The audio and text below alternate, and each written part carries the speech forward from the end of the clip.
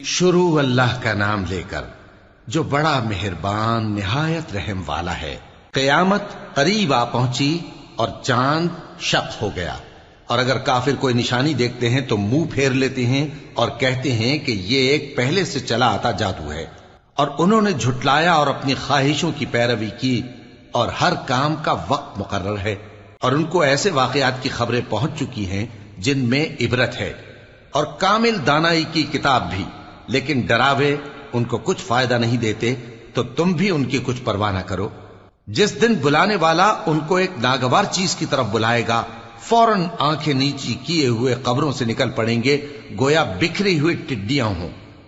اس بلانے والے کی طرف دوڑتے جاتے ہوں گے، کافر کہیں گے یہ دن بڑا سخت ہے۔ ان سے پہلے نوح کی قوم نے بھی تکذیب کی تھی، تو انہوں نے ہمارے بندے کو جھٹلایا اور کہا کہ دیوانہ ہے، اور انہیں ڈانٹا بھی گیا۔ تو انہوں نے اپنے پروردگار سے دعا کی کہ میں ان کے مقابلے میں کمزور ہوں، بس تو ہی بدلہ لے لے۔ پس ہم نے زور کے مے سے آسمان کے دہانے کھول دیے اور زمین میں چشمے جاری کر دیے، تو پانی ایک کام کے لیے جو مقدر ہو چکا تھا جمع ہو گیا۔ اور ہم نے نوح کو ایک کشتی پر جو تختوں اور میخوں سے تیار کی گئی تھی سوار کر لیا، وہ ہماری آنکھوں کے سامنے چلتی تھی۔ یہ سب کچھ اس شخص کے انتقام کے لیے کیا گیا جس کو کافر مانتے نہ تھے، اور ہم نے اس کشتی کو ایک نشانی بنا چھوڑا، تو کوئی ہے کہ سوچے سمجھے؟ سو دیکھ لو کہ میرا عذاب اور ڈرانا کیسا ہوا۔ اور ہم نے قرآن کو سمجھنے کے لیے آسان کر دیا ہے، تو کوئی ہے کہ سوچے سمجھے؟ قوم عاد نے بھی تکذیب کی تھی، سو دیکھ لو کہ میرا عذاب اور ڈرانا کیسا ہوا۔ ہم نے ان پر ایک رہتی نحوست کے دن میں زبردست آندھی چھوڑ دی، وہ لوگوں کو اس طرح اکھیڑی ڈالتی تھی گویا اکھڑی ہوئی کھجوروں کے تنے ہیں۔ سو دیکھ لو کہ میرا عذاب اور ڈرانا کیسا ہوا۔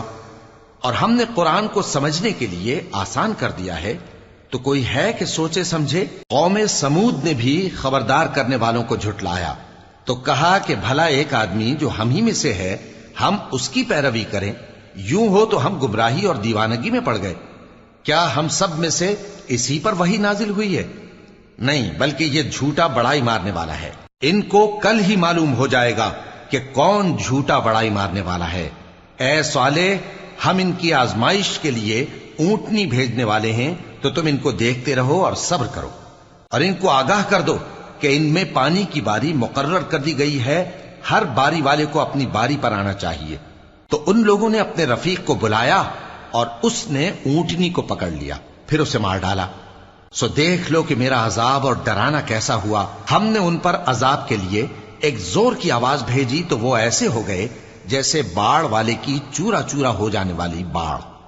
اور ہم نے قرآن کو سمجھنے کے لیے آسان کر دیا ہے، تو کوئی ہے کہ سوچے سمجھے؟ لوط کی قوم نے بھی ڈر سنانے والوں کو جھٹلایا تھا، تو ہم نے ان پر کنکر بھری ہوا چلائی، مگر لوط کے گھر والے کہ ہم نے ان کو پچھلی رات کے وقت بچا لیا اپنے فضل سے۔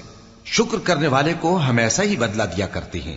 اور لوط نے ان کو ہماری پکڑ سے ڈرا بھی دیا تھا، مگر انہوں نے ڈرانے میں شک کیا، اور ان سے ان کے مہمانوں کو لے لینا چاہا، تو ہم نے ان کی آنکھیں مٹا دیں۔ سو اب میرے عذاب اور ڈرانے کے مزے چکھو۔ اور ان پر صبح سویرے ہی ٹھہر جانے والا عذاب آ نازل ہوا، تو اب میرے عذاب اور ڈراووں کے مزے چکھو۔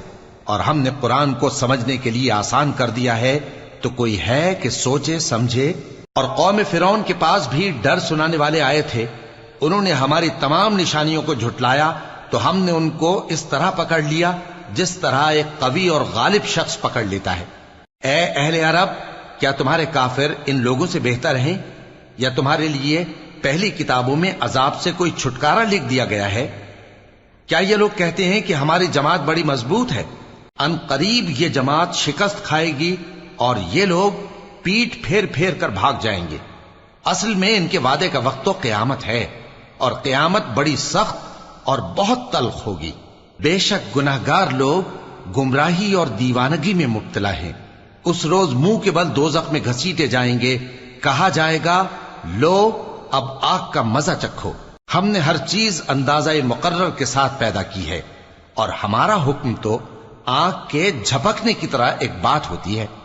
اور ہم تمہارے ہم مذہبوں کو ہلاک کر چکے ہیں، تو کوئی ہے کہ سوچے سمجھے؟